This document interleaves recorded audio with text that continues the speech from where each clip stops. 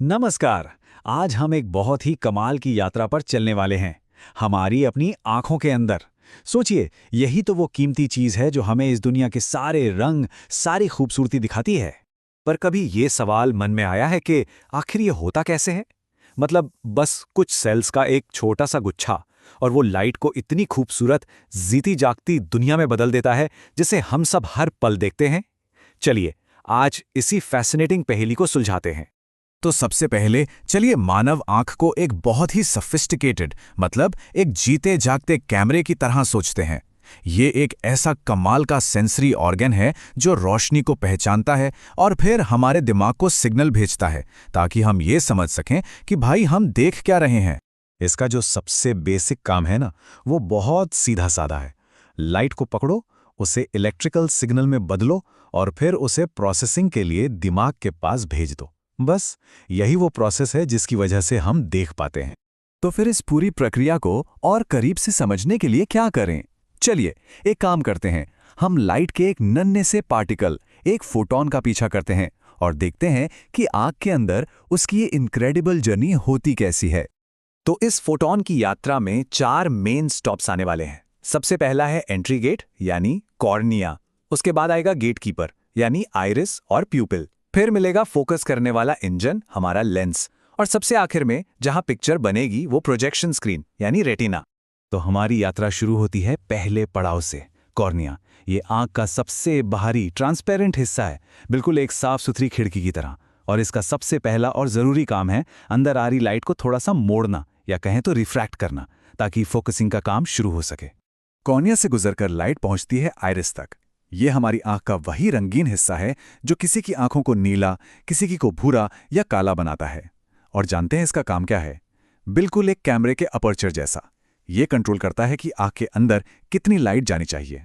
और आइरिस के ठीक बीचों बीच होती है पुतली यानी प्यूपिल, जो असल में एक छोटा सा छेद है। जब रोशनी बहुत तेज होती है तो आइरिस इस छेद को सिकोड़कर छोटा कर देता है, और जब अंधेरा होता है तो इसे बड़ा कर देता है, ताकि बिल्कुल सही मात्रा में लाइट अंदर जा पाए। अब प्यूपिल से होकर लाइट टकराती है हमारे असली फोकस इंजन से, यानी हमारे लेंस से। ये एक कॉन्वेक्स लेंस है, मतलब ये लाइट को एक जगह पर फोकस करता है। और इसकी सबसे कमाल की बात यह है कि ये अपना आकार बदल सकता है। ये खुद को एडजस्ट करके लाइट को बिल्कुल ठीक रेटिना पर फोकस करता है। इसी पावर को अकोमोडेशन कहते हैं, और इसी की वजह से हम पास और दूर दोनों की चीजों को एकदम साफ देख पाते हैं। और लीजिए, लाइट अपने आखिरी डेस्टिनेशन पर पहुंच ही गई, रेटिना। ये आंख के बिल्कुल पिछले हिस्से में एक लाइट सेंसिटिव परत है। और मैं बता दूं, असली जादू यहीं पर होता है। तो हमारे कैमरे वाली एनालॉजी में रेटिना को आप फिल्म या फिर डिजिटल सेंसर मान सकते हैं। जब लेंस लाइट को यहां फोकस करता है ना, तो एक इमेज बनती है। लेकिन ये इमेज थोड़ी अलग होती है। यहीं रेटिना में 2 तरह के स्पेशल सेल्स अपना काम शुरू करते हैं, रॉड्स और कोन्स। रॉड्स जो हैं वो कम रोशनी में, मतलब रात में देखने के काम आते हैं, और कोन्स वो हमें दिन की रोशनी में अलग अलग रंगों को पहचानने में मदद करते हैं। और यहीं पर एक बहुत ही हैरान कर देने वाली बात पता चलती है। रेटिना पर जो इमेज बनती है वो रियल तो होती है, लेकिन वो उल्टी होती है। जी हां, बिल्कुल सही सुना। हमारी आंखें असल में दुनिया को अपसाइड डाउन देखती हैं। तो फिर सवाल उठता है कि ये उल्टी इमेज सीधी कैसे होती है? बस यहीं पर एंट्री होती है ऑप्टिक नर्व की। इसे एक बायोलॉजिकल केबल समझिए, जो रेटिना से सारी विजुअल इंफॉर्मेशन को इलेक्ट्रिकल सिग्नल बनाकर हमारे दिमाग तक ले जाती है फाइनल प्रोसेसिंग के लिए। लेकिन सोचिए, क्या हो अगर ये पूरी यात्रा थोड़ी सी गड़बड़ा जाए और फोकस एकदम परफेक्ट ना हो? बस यहीं से शुरुआत होती है कॉमन विजन प्रॉब्लम्स की। देखिए, 2 सबसे आम दिक्कतें हैं। एक है मायोपिया, जिसे हम नियर साइटेडनेस भी कहते हैं। इसमें पास की चीजें तो साफ दिखती हैं, पर दूर की धुंधली हो जाती हैं। और दूसरी है हाइपरमेट्रोपिया, यानी फार साइटेडनेस। इसमें दूर का तो साफ दिखता है, लेकिन पास की चीजें ब्लर हो जाती हैं। पर अच्छी बात यह है कि इन दोनों का इलाज सही तरह के लेंस से हो सकता है। मायोपिया के लिए कॉनकेव लेंस यानी अवतल लेंस इस्तेमाल होता है, जो लाइट को थोड़ा फैलाता है। और हाइपरमेट्रोपिया के लिए कॉन्वेक्स लेंस यानी उत्तल लेंस, जो लाइट को सही जगह पर फोकस करने में मदद करता है।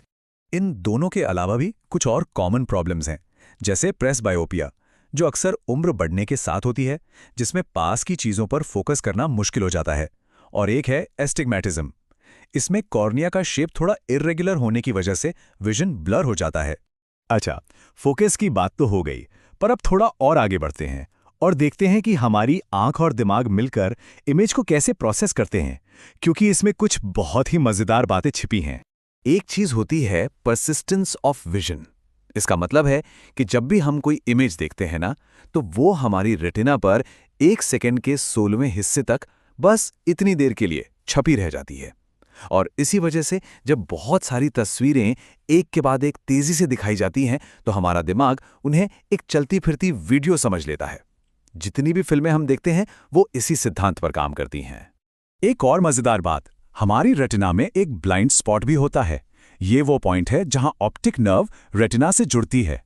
अब चूंकि यहां कोई रॉड्स या कोन्स नहीं होते, तो इस जगह पर कोई इमेज बनी नहीं सकती।